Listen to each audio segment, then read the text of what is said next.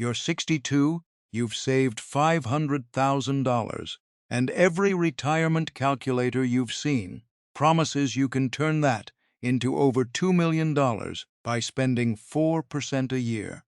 The math looks clean, the path looks straight, and that's exactly where the problem starts. The formula works on one assumption, that your spending will decline about 1% every year after 65. You travel less, you drive less, you buy less. The story is comfortable, but the data says something very different. After age 75, healthcare costs don't drop. They rise, and for many retirees, the final decade ends up costing hundreds of thousands of dollars more than the standard model ever projected. That gap turns your $2 million into something much smaller before inflation touches it. And most people never see it coming, because the calculator they trusted never told them to look. If you're a Gen Xer within 10 years of retirement, this isn't abstract. You're the generation that will live through this curve. The good news is that once you see the real shape of what retirement spending actually looks like, you can do something about it. In the next few minutes, I'll walk you through the U-shaped spending pattern that the standard model refuses to account for, and the portfolio structure that protects your retirement from a healthcare cost spike most planners ignore. If you want real numbers behind a safe retirement, hit subscribe now. Because most calculators are feeding you a fairy tale, and we're about to fix that. Let's start with the hole in the formula. The 4% rule assumes your total spending declines steadily every year. That assumption feels reasonable, because early in retirement you're active and healthy. But there's a number that breaks it. According to the Bureau of Labor Statistics Consumer Expenditure Survey, Americans aged 65 to 74 spend about $7,900 per year on health care. For those 75 and older, that figure edges up to around $8,100.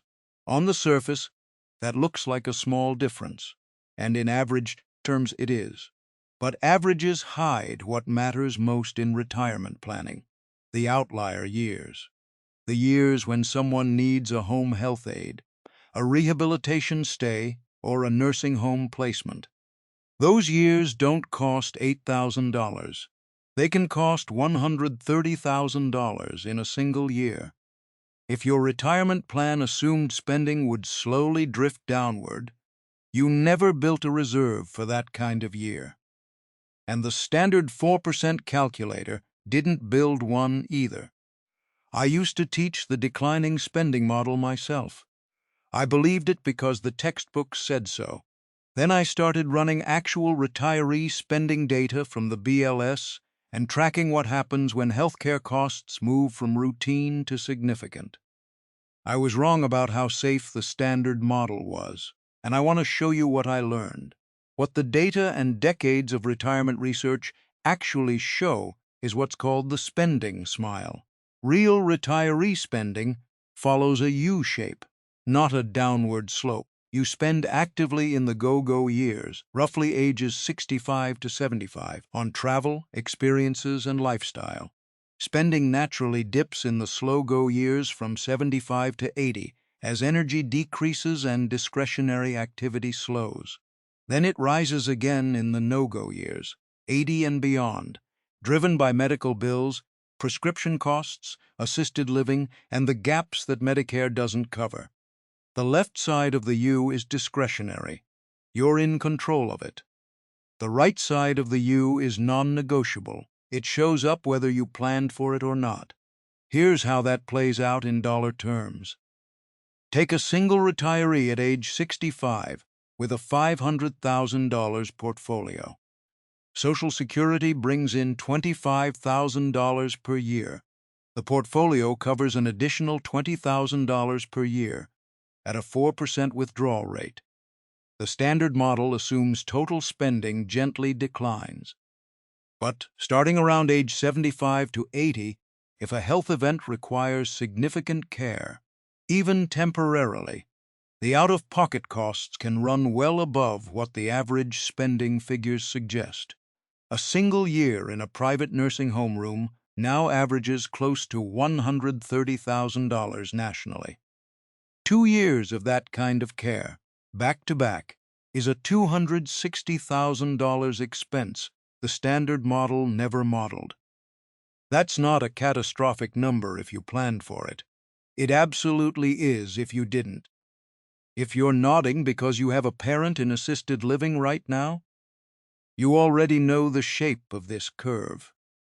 The financial planning industry just hasn't caught up with what that actually costs. Now, the standard response to this problem is to save more or cut spending in your early retirement years.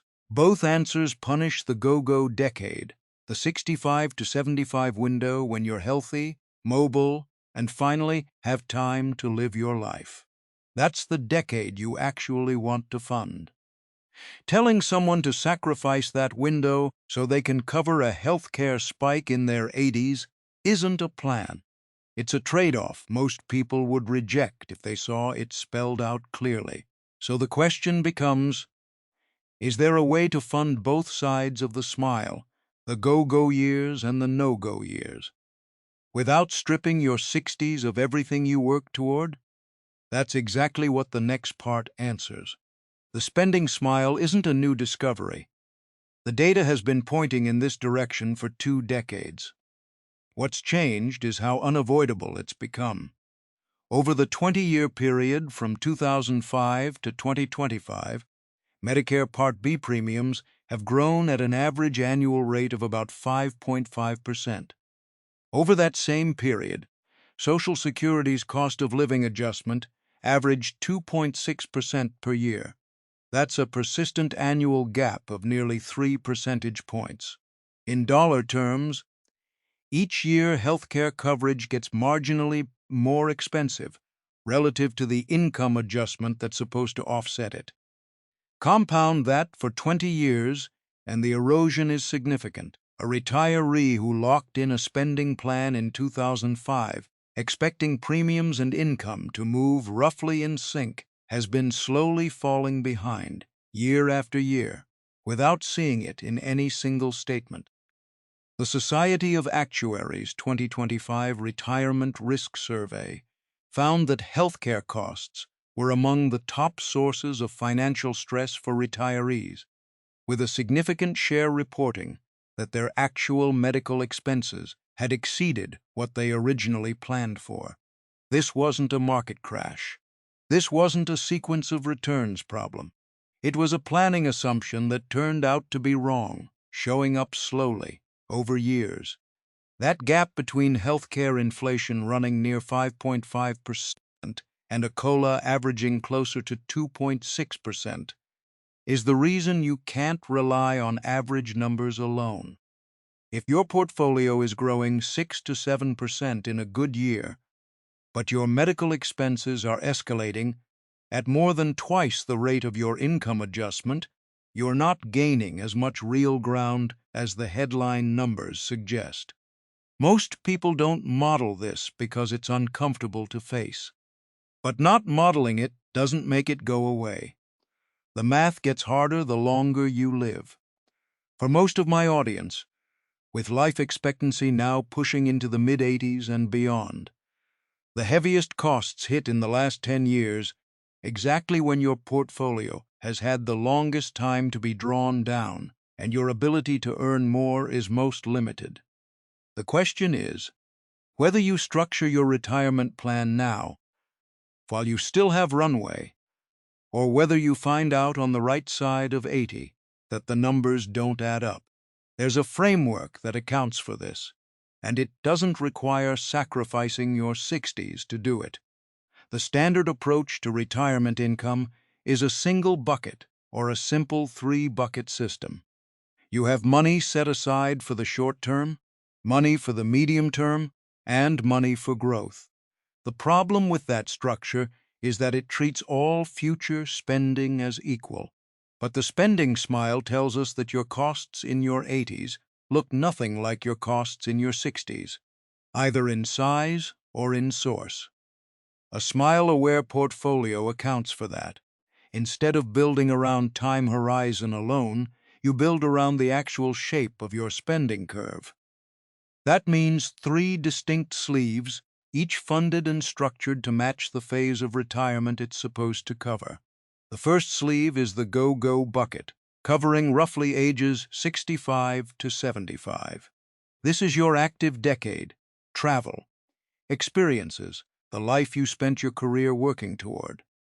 This sleeve is funded with growth-oriented assets, heavy in equity, because you have a 10-year runway before you need to draw it down significantly. The goal here is not preservation. The goal is giving yourself actual permission to live. The second sleeve is the slow-go bucket, covering ages 75 to 85. Activity levels naturally decrease. Discretionary spending drops. But the portfolio still needs to grow enough to stay ahead of inflation. This sleeve sits in a more balanced allocation. Dividend-paying equities, some income-generating assets, generating steady, moderate returns with lower volatility than the first sleeve. The third sleeve is the healthcare reserve, built specifically for ages 85 and beyond. This is the right side of the U-shape, the part that breaks the standard model.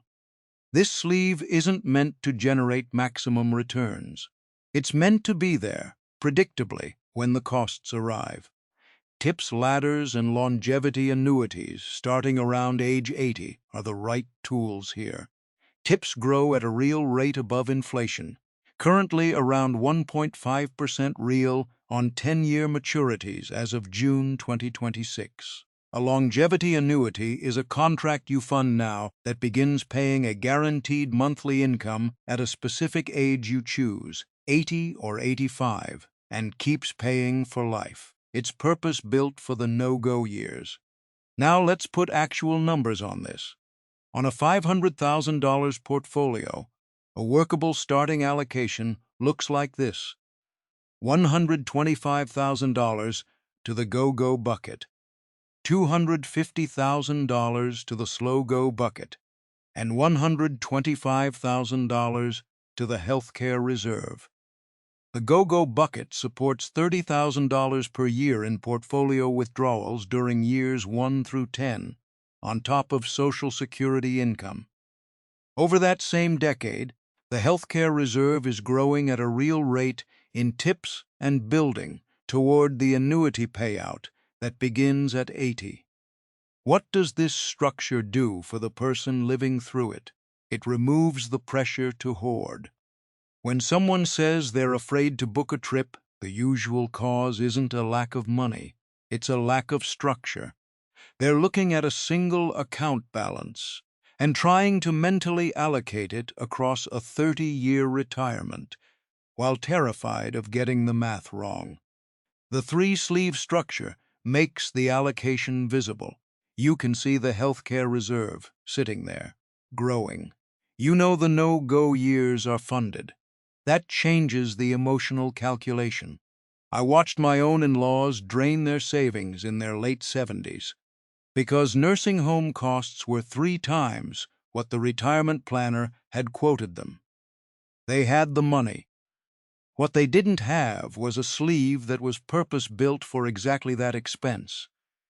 If they had kept a healthcare reserve separate and untouched through the go-go years, the travel fund and the healthcare fund would never have competed. They could have kept their life intact in their 60s because they wouldn't have needed to rob the future to cover the present. I'm not saying I have a crystal ball about how costs will evolve. The future could look different, but ignoring the data we already have today is a choice I don't want you to make by accident. Even if you fund the healthcare reserve at $100,000 instead of $125,000, you've built a buffer that the standard model doesn't have at all. But there's another layer to this that the numbers alone don't solve, and it's the part that actually stops most people from using any of this. Let's run 2 scenarios side by side. Same starting point, same income, same market returns. The only difference is whether they accounted for the spending smile. Both retirees are 65. Both have $500,000 in savings. Both receive $25,000 per year in Social Security. Markets return 7% nominal, and inflation runs at 3%. Fairly standard long-run assumptions. Retiree A uses the standard declining spending model. Year 1 total spending is $35,000. The plan assumes that number dips 1% each year in real terms. Everything looks fine through age 75. Then healthcare costs start climbing, not in the model, but in real life. By age 80, actual spending has crept to $45,000 a year as prescriptions, doctor visits, and a rehabilitation stay add up. The portfolio absorbs those overages for a few years, but by age 88, it's gone. Retiree B builds the three-sleeve structure. Same total spending through age 75, same Social Security, but they set aside $125,000 inside a healthcare reserve funded in tips and a longevity annuity starting at age 80. The go-go and slow-go buckets carry the early years. When the healthcare costs rise in their early 80s, the reserve is already funded and generating income. At age 90, Retiree B has roughly $200,000 remaining in real dollars and hasn't once felt like they had to choose between living their 60s and surviving their 80s. The number that makes this concrete, according to CareScout's 2025 Cost of Care Survey, this is the survey formally published under the Genworth name. The average annual cost of a private nursing home room nationally is approximately $129,575. If Retiree A needs 2 years of that level of care, they're looking at roughly $260,000 in costs against a portfolio that was already close to depleted. That's a catastrophic outcome from a common event. Retiree B's healthcare reserve was built to absorb exactly that hit. The point isn't to scare you. Almost no one wants to hear about nursing homes in their 60s. But statistically, 1 in 5 Americans over 65 will need some form of long-term care for more than 5 years. It's not a remote edge case. It's a statistically normal outcome for a generation living longer than any previous one. The difference between Retiree A and Retiree B isn't income. It isn't market luck. It isn't even necessarily the total amount saved. It's whether the plan acknowledged the U-shape and allocated for it before the right side of the curve arrived. And here's what I want you to notice about Retiree B's situation. They didn't sacrifice their go-go decade. They took $30,000 out of the portfolio per year in the early years on top of Social Security. They lived. They had the structure to know they could. That said, most people know this logic is sound, and they still don't act on it. Not because the math doesn't work, but because of what happens in their head when they try to actually spend the money. I've talked with enough people near retirement to know the pattern. I don't want to die rich, but I'm terrified to spend. You hear that contradiction over and over. And it's not a planning failure. It's a completely normal psychological response to 30 years of conditioning. For 3 decades you operated in saver mode. Every dollar you kept felt like safety. Every dollar you spent felt like risk. That wasn't irrational. That was the right instinct for that phase of life. The problem is that the brain doesn't automatically switch modes when you cross into retirement. The same wiring that protected you during the accumulation years can quietly steal your go-go decade if you let it. Researchers call the underlying mechanisms loss aversion and the endowment effect. Your portfolio starts to feel like an identity object, something to protect rather than something to use. And the larger it gets, the harder it becomes to touch. I've been there myself. When I first hit my own savings target, I couldn't bring myself to book a flight I could easily afford. I had to build a deliberate structure to get out of my own way. The Joy Bucket rule is that structure. Carve out 10% of your portfolio, call it a separate account, label it clearly, and commit that it gets spent on experiences before age 75. Whatever is in that account, you spend guilt-free. It's not a budget line, it's an allocation with a purpose. The plan says spend it, so you spend it. The reason this works is simple. It gives your saver brain a boundary. The other 90% is still protected. The Joy Bucket has already been categorized as approved for spending. That distinction matters more than it should, and it works because it respects the psychology rather than fighting it. The framework has 3 moving parts. Here's how to put it together. Step 1 is mapping your own smile curve. Pull out your current spending and project what it looks like at 3 points: age 65, age 75, and age 85. At 65, what are your discretionary categories? Travel, entertainment, home projects.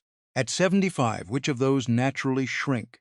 At 85, what are the realistic healthcare costs for someone in your family's health history, your state's cost of care, and Medicare's current coverage gaps? The BLS Consumer Expenditure Survey data by age group can anchor your estimates for the healthcare line. This doesn't need to be precise. It needs to be directionally honest. Step 2 is creating the 3 sleeves. For the Go-Go bucket covering years 1 through 10, use total stock market index funds. Growth is the priority because you have the longest time horizon and the highest capacity for short-term volatility. For the Slow Go bucket, covering years 11 through 20, shift to dividend growth funds and balanced allocations that generate income with moderate risk. For the Healthcare Reserve, TIPS are the core holding, Treasury inflation-protected securities that grow at a real rate above the Consumer Price Index, currently yielding around 1.5% real on 10-year maturities as of June 2026. Pair that with a longevity annuity, a deferred income annuity you purchase now that begins paying guaranteed income at age 80. The annuity locks in income for the years when healthcare costs are most likely to spike. Step 3 is the replenishment rule. When markets are up, move gains from the Slow Go bucket into the Go-Go bucket to replenish what you've spent. When markets are down, don't.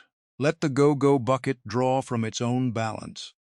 Never sell from a down portfolio to fund discretionary spending if you can avoid it. That's sequence risk, one of the biggest portfolio threats in early retirement, and the 3-sleeve structure gives you the buffer to avoid it. If you're already 70 and haven't done any of this, it's not too late. Start with the Healthcare Reserve. Figure out how much you have available and move what you can into a TIPS ladder today.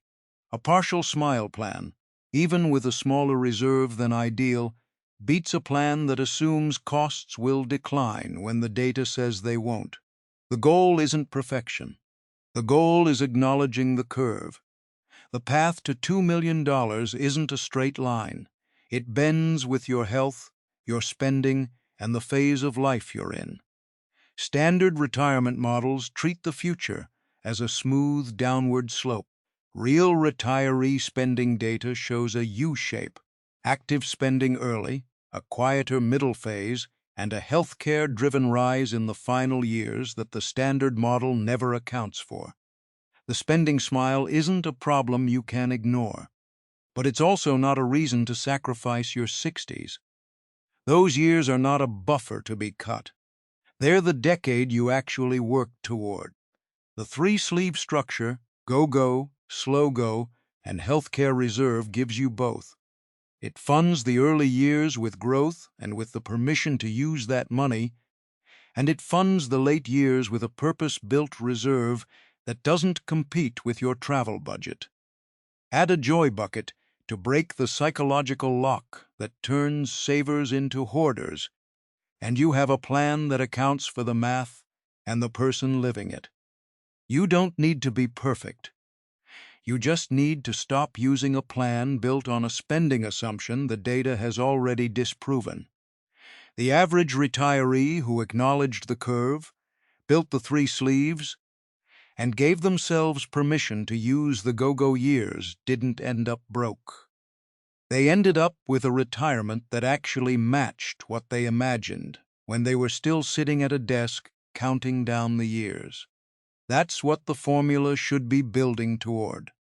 If this approach made sense and you want more real data retirement planning, hit that subscribe button. There's no guesswork here, only numbers that match your life.